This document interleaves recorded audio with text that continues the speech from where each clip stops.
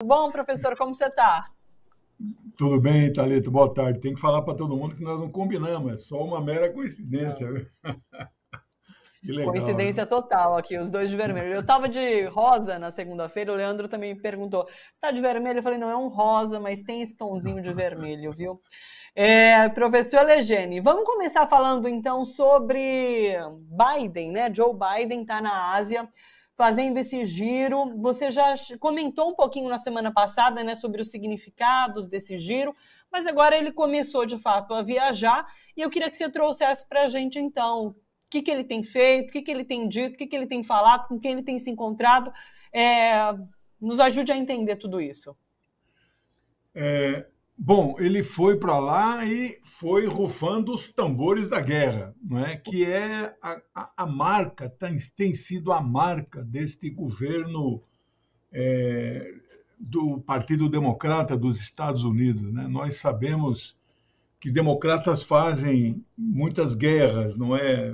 A guerra do Vietnã começou com Kennedy e outras, né? Os republicanos fazem guerra. Os Estados Unidos é uma nação que tenta expandir crescentemente a sua influência no mundo inteiro. Biden está perdendo espaço, os Estados Unidos estão perdendo espaço na Ásia, não é?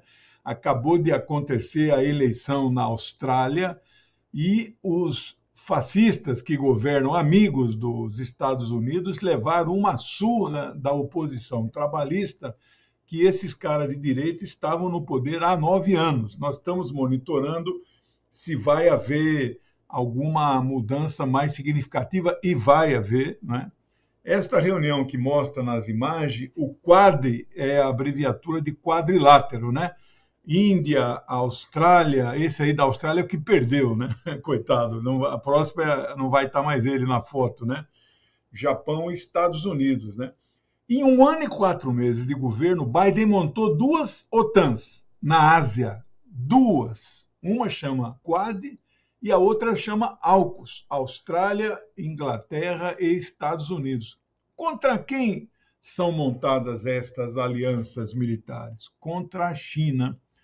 E lá na Ásia, ele deu uma declaração desastrosa no que diz respeito a Taiwan. Taiwan, nós sabemos, é considerado pela China uma província rebelde. Taiwan é China, ali só se fala mandarim. Então, ninguém tem dúvida disso, nem os Estados Unidos. Quando os Estados Unidos reconheceram a China e Taiwan saiu da ONU, né, e entrou a República Popular da China, era Taiwan que era representante da China na ONU, né?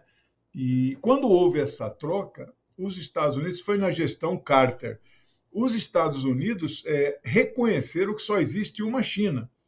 E eles não apoiam a separação de Taiwan. No entanto, a prática deles é completamente diferente. Hoje tem uma matéria no New York Times dizendo que os Estados Unidos querem fazer com Taiwan como se fosse um porco-espinho. Você sabe que porco-espinho é aquele animal que ele tem felpas, né? Ele ataca em todas as direções. Então, eles querem transformar Taiwan em uma ilha super militarizada para combater quem? Combater, evidentemente, a China.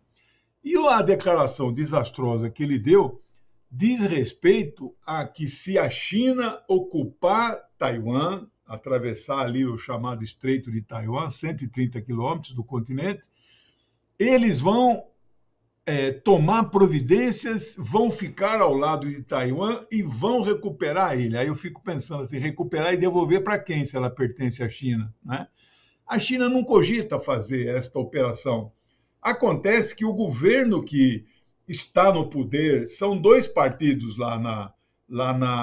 em Taiwan. A oposição que perdeu, governou décadas a ilha, era o partido chamado de Kuomintang, que não defende a separação, mas também não defende a união, né? Ganhou essa mulher que está lá, o nome dela é Tsai Ing-wen, ela é secessionista, ela quer a separação e Biden está estimulando. Se isto acontecer, se ela anunciar eventualmente, a qualquer momento, a separação, em 12 horas a China não teria outra alternativa se não ocupar a ilha. Ele passou no Japão, ele passou na Coreia. Na Coreia, a Coreia Popular, que chama Coreia do Norte, no período em que ele estava por lá, a Coreia fez um teste de míssil balístico intercontinental, né? Aí a Coreia do Sul, com a presença dele lá, fez também uma demonstração e disparou mísseis no ar. Ou seja, o giro que ele faz é um giro de guerra, é um giro de tensionamento, né? Quem não concorda com os Estados Unidos, como a República Popular da Coreia, chamada Coreia do Norte, eles têm que fazer algum sinal, alguma demonstração.